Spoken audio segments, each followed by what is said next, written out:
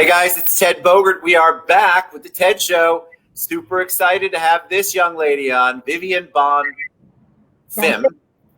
I was trying to give my best French, and I messed that up so bad earlier. So Vivane, Viviane's an internationally certified teacher, and we're going to talk about truly one of my favorite topics, which is anything education and education for all. I love it. We were just reminiscing, talking about New York and Manhattan and food, and now I'm starving. So everybody, welcome Vivane. What's up? How's it going? Thanks for coming on. Well, thanks for having me. I'm very excited to be here to talk to you. I'm excited to have you. I loved what you wrote. One of the reasons I always have the guests fill something out before they come on, just so I can get a little bit of insight into them. And I love what you wrote. I looked up all your social media pages. Very cool stuff. So before we get into education for all, I was telling you that the audience loves an origin story. They want to get to know you. So give us a little background on your journey. Well, I was born in Brazil. I was born in Rio de Janeiro, but my family is from Portugal, from Lisbon, Portugal. And for some reason, my dad was French, so my name is French. I mean, Portugal, France, they're all there. Yeah, so I grew up in a family that we love traveling. We've been all over as a family since I was born. My first passport, I was maybe 2 months old. Wow. Mom said. So we've been all around, and I learned English, how to speak English from an early age. English was not my first language when I was born because I fully spoke Portuguese. Well, and then as a young child, I had a younger brother. I remember teaching him how to write and read, supporting him in with his homework. And then when I was just older, I was just like, I'm gonna become a teacher. And then I went to college. You like it. I loved that part of the origin story. You realized early on that you liked the education part. You liked helping people learn. That's a very young age, actually. Well, my kids now, they are 7. If I ask my students today, so what do you want to be when you grow up? Most of the girls will say doctor or teacher.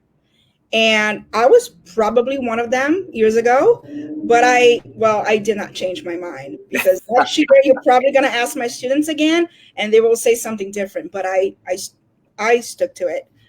Yeah, I became. What about so did you grow up learning French and Portuguese and then English? No, Portuguese was my first language. Such a pretty language. Yeah. And then as a family, we moved to the States when I was 11. My dad worked for the embassy, the Brazilian embassy. Wow. Yeah, in Washington, D.C., the embassy. And then we were sent to a consulate in Seattle. That's where I lived for the next 4 years. Wow. Yeah. And then I went to school in Portland, University of Portland. My parents retired years after that. Now they're back in Brazil, between Brazil and Portugal, and here I am in New York City by myself. Manhattan. In the city. All right. So when did you get the passion? It's one thing to have a passion for education, and you said you didn't shift like most kids do. I mean, people want to be a fireman. A lot of boys, girls want to be firemen, fire people. And then, of course, they change later on. It's like saying I want to be an astronaut. Well, if you add the math to that, there's no way I'm going to be an astronaut, so I'm never going to do that. When did you realize that education was what you wanted to do as an adult? Because it can change as an adult. Did you immediately go, I'm going to go to school, I'm going to get my education degree, and all I want to do is teach children? I would say that it did change my mind in terms of the age group that I was going to teach. So in my mind, I was going to be like a high school teacher or a middle school teacher. And now I work with elementary school. So I love the 7-year-olds. I love the 6-year-olds. I teach. There's an innocence there. Mm-hmm. That's true.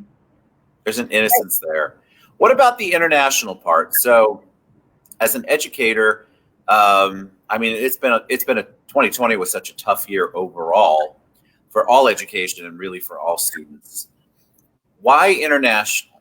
What is it that you wanted to accomplish with that? Are you teaching in other countries? Do you want are other countries school systems where they need improvement? What's the international part, and why is it so important? Well, I'm a traveler. That's where my money goes. That's where I save money for. So I would love to have the opportunity of combining my two passions, my life as a teacher and traveling. So when I first started thinking about becoming a teacher and traveling at the same time, I was just like, I wouldn't be able to travel like for in the summer. No, that's not me. So what if I get internationally certified and then maybe find a job somewhere in Asia that I can have like my base on and then travel from there to other cities and countries. So Nice. that was the initial idea. And Uh, then what did you do with that? So I love that because I think anybody who loves to travel, I do too. Absolutely love it. If I could find a way to marry travel to my vocation, my passion, I would love that. There's a lot of people who manage to do it, but it can be risky with education. I would imagine there's never a lack of people who want a certified person who can teach their kids. well, there are international schools all over the world. So if you go to Brooklyn, New York, you won't have an international school from France. There's also an international school from Germany in Queens, New York. So if you go to Brazil, there's an American school. That's where I worked years ago. And then I worked at another American school in Portugal. So that's where my certification comes from and it's directed to. So if I have the idea of working in France, in Japan, in Australia, and they take my certification, which is an acclaimed one, I took a course for that. So I can be hired and live there as an international teacher. How did 2020 impact you in the education world? What have you seen? And then tell us a little bit about has 2021 from an education perspective gotten any better? I would say for every teacher in this country, and I believe in all over the world, it was another college degree. Great. I think I went back to school again because never in my dreams or nightmares I would think that I would be teaching full time, sitting behind the screen for like 8 hours a day, doing something that I never signed up for, doing something that I at first I didn't know what to do. Right now, I'm the queen of Zoom. But, You've conquered it. yeah, but March 2020, Whew, I it was didn't know bad. what to do. It was bad.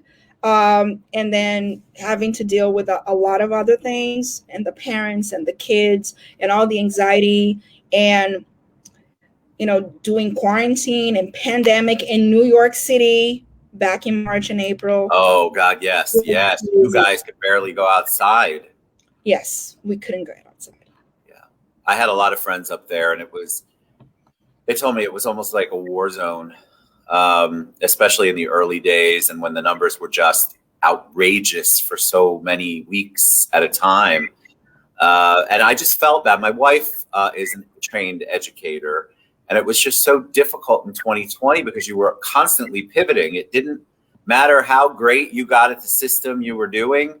There was some change that was coming in, and then you had once they finally went back to school, you had students who were in person, you had students who were online, and the online students have parents in the background. So you're constantly balancing this. And I would say to her, it just doesn't seem fair as an educator that you're basically teaching three sets of people because the parents now can sit in on it, and trying to give them an education that actually matters. Is that sort of where your stress was too? Did you have to deal with any of that? Yeah, it was very stressful and having to adapt, bring a full curriculum that always worked face to face, in person from 8 o'clock in the morning until 3 o'clock in the afternoon, and have that on screen for last amount of time, because a 7-year-old, my students, they can be on Zoom for over an hour so it was an hour, a break, 1 more hour of instruction. It was a challenge. Also, the parents, we had to also instruct them. We also had to help them, support them, and tell them what to do because they had no idea. But now parents didn't. I don't think anybody knew. We were all going through this unprecedented thing. We did a lot of education focused shows in 2020, mainly because every day it seemed like there was either a complete shutdown or one thing or another the kids were struggling with. And a lot of the schools didn't have the technology to accommodate. And if they did, their Wi-Fi wasn't strong enough. I mean, there were all of these things that nobody could have ever anticipated. What are you seeing in 2021? How's it going? Well, right now we have the perspective of the vaccine. In New York City, teachers are considered now essential workers. Good. So we were able to get our vaccines. I mean, we started 2 months ago. I am fully vaccinated. So now phenomenal. We are going back into the building. I'm still doing blended learning with the kids, but it has brought me a new perspective, and we can see a future. And I feel like maybe for the fall, for next school year, we are going to be able not to introduce 2 days a week, but maybe 3 days a week, maybe 4 days a week, and have 1 day at home and have some sort of sense of normalcy, because that's what we need. That's what it is, right? The kids, the whole world turned upside down. And for kids, it was really, I mean, they're basically at that age, most of them are social beings. And it was just such a challenge to try to get them enough exercise, enough sunlight, enough anything, and still keep their minds going, because we switched. I know Stacy did so much stuff online. It was almost overnight. They had to shift everything. And a lot of kids didn't have the Wi-Fi that was strong enough, maybe didn't have a laptop that was good enough, or had enough memory. And so definitely a challenge, I think, for everybody. Florida, of course, we're always the crazy ones. It's us and Texas and California. But, we at least have somewhat gone back. But it's not 100%. No, nothing's 100%. And it's funny because when I'm on Zoom with the kids 3 times a week, I let them chat. I open the chat for them. That's so good.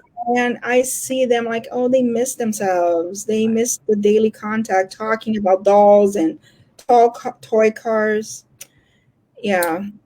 It's heartbreaking because, we're all, as adults, we're stressed out because it's this whole new thing. And, when you're scrambling for basics like toilet paper in the beginning, your mind's not on education, and you're just trying to get basic human needs fulfilled. And you're not really worried about whether your 7 or 8-year-old can go to practice or go to school. We're all just trying to survive. And I think that was also an added stress to the kids that we didn't take into consideration, that all of our stress, of course, they can sense and feel. So it was this really stressful time for kids, especially.